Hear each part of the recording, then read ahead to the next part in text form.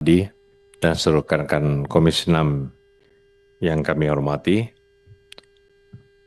selamat datang Pak Bobi dan seluruh jajaran. Yang pasti saya ucapkan selamat dulu, mabruk, mubarak. Baru berapa hari nih? Belum seminggu ya Pak ya? Belum seminggu. Ya, terima kasih semua jajaran yang hadir pada hari ini. Assalamualaikum warahmatullahi wabarakatuh. Suatu kehormatan pada sidang pertama hari ini, Pak Adi, kita menghadirkan PT KAINO. Jadi namanya KAINO, karena komisarisnya Said Agil. Jadi namanya PT KAINO. Dan pada sidang hari pertama ini langsung KAI. Selamat Pak Bobi, semoga menjadi KAINO yang benar-benar bisa bermanfaat buat masyarakat ke depan, ya kan? Iya, luar biasa kan KAI. Insya Allah semoga, karena mayoritas masyarakat kita, pengguna kita NO Pak. KAI ini ya kan? Hampir 60% loh Pak. Data itu Nahdlatul Ulama menggunakan, makanya wajar. Hampir 60% loh Pak. Data itu Nahdlatul Ulama menggunakan, makanya wajar. Kalau komisaris dan jajarannya termasuk Pak Bobi nanti menjadi Nahdlatul Ulama yang hakiki nih. Gitu insya Allah.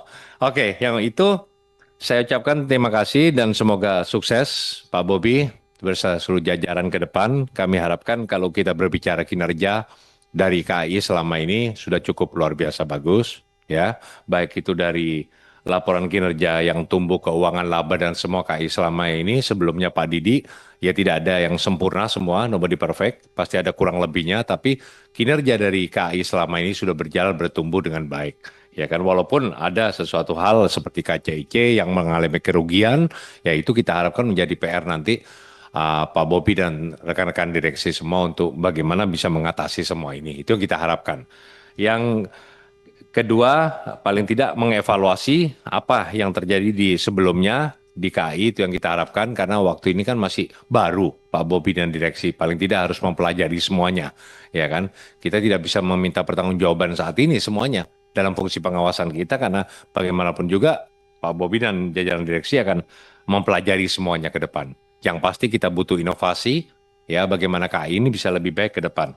Yang kedua, masalah tata kelola, Pak Direksi, kami berharap ini masih terjadi banyak, ya, masukan-masukan, ya, dari daerah. Kebetulan saya daerah pilihan saya Jawa Timur 3, Banyuwangi, Situbondo, Bondowoso, tapi Jawa Timur ya pasti ya, karena kita di situ ada Banyuwangi, ada Daop 8 yang langsung ke Surabaya sekarang, ya kan?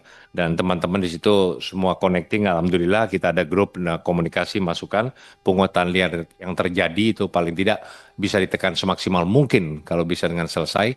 Makelar-makelar dan lain-lain itu kasihan kepada masyarakat kita kadang. Itu lalu yang pasti masukan penjagaan lintasan, itu yang perlu kita perhatikan betul Pak. Memang korbannya tidak banyak, paling sebulan satu gitu Pak ya. Dan itu terjadi, tapi itu paling tidak nyawa manusia. Bagaimanapun juga saya terus apresiasi kepada penjaga-penjaga lintasan yang luar biasa, 24 jam mereka menjaga, tapi paling tidak perlu dikuatkan lagi Pak pengawasannya dan lebih dimaksimalkan. Lalu tentang kondisi fisik rel yang banyak sering terjadi karena kondisi situasi alam dan lain-lain, itu perlu adanya, selama ini KAI sudah melakukan pengecekan, itu perlu dikelola lagi, ditata betul-betul sehingga bisa maksimal. Itu saya kira. Yang ketiga, rencana kerja saya baca di sini, Pak Bobi, rencana kerja yang sangat luar biasa, banyak, kalau saya baca sudah cukup luar biasa, tinggal bagaimana ke depannya dilakukan. Cuma ada satu hal yang saya pingin, roadmap-nya ini dijelaskan tentang rencana kerja untuk uji statis dan dinamis petani pedagang, Pak. Nah, ini yang luar biasa dari KAI. Jadi dia memang menyiapkan gerbong atau sebagai mobilisasi pedagang, dan ini sudah diuji coba kalau nggak salah di Surabaya, Gubeng ya, Gubeng Lamongan, untuk pedagang dan petani. Nah, ini harapan yang sangat luar biasa buat perekonomian kita. Kalau ini memang dipersiapkan, ini saya butuh pemaparan bagaimana roadmap-nya ini. Nah ini, dan saya harapkan sebetulnya Pak, sejak zaman Belanda dulu sudah ada kereta api Pak, namanya Panarukan Jember. Dan sampai hari ini rel Panarukan Jember itu masih ada Pak, sempurna. Hampir 90% masih ada rel. Tidak dijual, tidak diangkut Pak, tidak dikiluin. Sudah. Ya kan? Tahu Pak Bobi ya, teman-teman direksi kan sudah tahu. Daop itu, ya kan? Relnya itu lengkap Pak, tidak dijual loh Pak, aman. Ya, walaupun di situ banyak memang bangunan dan lain-lain yang mungkin bisa diatasi. Kami siap. Pemerintahan Kabupaten Situbondo, Bondowoso yang dilaluin, dan Jember insya Allah ada Gus Rifki di situ dapilnya. Kami akan berkoordinasi bagaimana menata ulang ekosistemnya, ya secara mungkin penataannya gimana, ini bisa dihidupkan lagi sebagai transportasi ekonomi, perdagangan dan lain-lain, sangat bermanfaat sekali. Dan ini wacana yang sudah lama dari KAI yang pernah difikirkan. Nah, kami siap, pemerintahan kabupaten siap untuk mendukung bila KAI DOP 8 itu ingin menghidupkan kembali bagaimana sistem aturan tatanannya, termasuk relokasi dan lain-lain, bagaimana ayo kita bersama-sama, ya kan? Itu saya kira. Kenapa? Bu, nggak pakai terowongan ini. Panarukan Jember itu sejak ada sebelum kereta api yang lain ada, zaman Belanda sudah buat Pak, sudah ada pemikiran ke sana. Manfaat ke ekonomi dan semuanya sudah berjalan. Nah, cuma vakum, ya kan? Akhirnya berhenti total sekitar berapa puluh tahun yang lalu, ya kan? 70 apa 80 berhentinya itu Pak.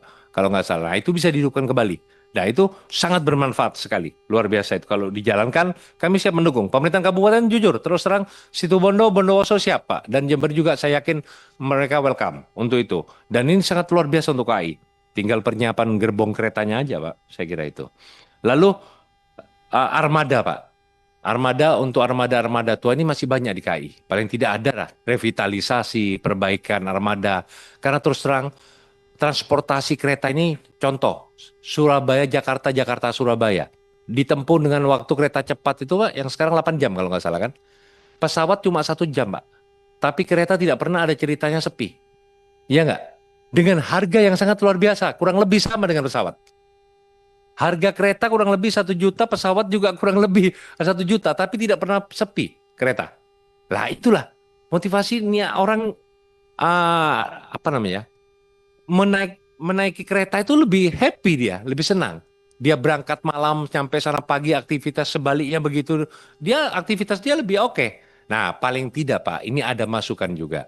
Gerbong yang selama ini dulu ada, tapi setelah itu dihilangkan, adalah sisakan satu gerbong untuk kafe, ya kan, untuk ngopi, paling tidak di sini tuh untuk smoking area, Pak. Nah, karena banyak kereta ini tidak ada smoking area, Pak Bobi. Nah, paling tidak dalam kereta ini adalah satu gerbong. Saya yakin, Pak, Cocok. saya yakin itu pasti bermanfaat dan menguntungkan buat kereta api. Iya kan? Pasti banyak itu. Satu aja untuk kafe, untuk smoking. Karena 8 jam perjalanan jauh, Pak. Di bis saja, Pak, 12, hampir 8 jam, 10 jam, itu ada smoking area di bis. Masa kereta sepanjang itu satu gerbong, Pak? Saya yakin bisa itu, Pak. Ya, ini aspirasi loh, Pak. Jawa Timur paling banyak ini semua, Jawa ini paling banyak, Pak. Gitu, kasihan, Pak. Dia gitu loh. Ya kan, itu nilai kemanusiaan juga bisa diterima gitu. Oke, saya kira itu, dan saya harap nanti untuk roadmap untuk MRT, LRT, ya kan, BRT dan semuanya yang ada termasuk WOS dan apa, saya bisa dijelaskan penataan untuk kedepannya, Pak Bobi.